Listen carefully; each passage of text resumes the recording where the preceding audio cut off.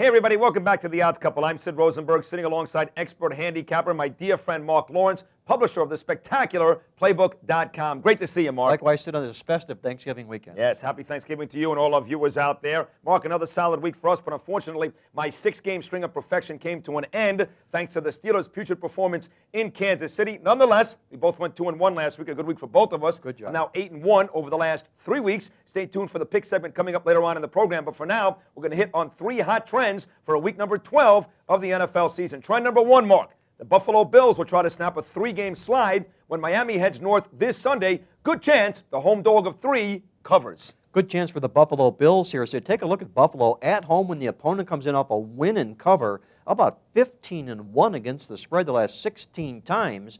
They catch Miami off that big Thursday victory in a game in which they won inside out, by the way. Won the game, lost the stats. Could be a good omen for Buffalo here. Look out for the Bills at home with that 15-1 stat. Bills played very tough against Jacksonville last week. Yes, they T.O. did. had the game of his Buffalo career. Trend number 2, Mark, the Atlanta Falcons have been excellent after a loss under head coach Mike Smith. This week they get to host the lowly Tampa Bay Buccaneers, who right now are in complete disarray. No question about Tampa being in disarray. The only team in the National Football League this year to be outgained in every contest they've played.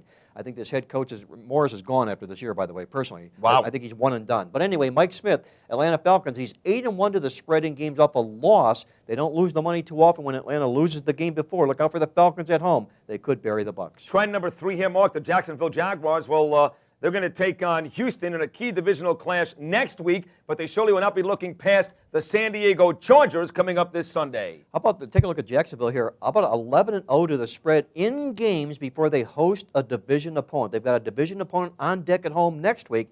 They go out to San Francisco this week, take points from Mike Singletary, and Mike Singletary, simply put, is a good dog and a bad favorite. Look out for Jacksonville. Take the points with Del Rio and the Jaguars.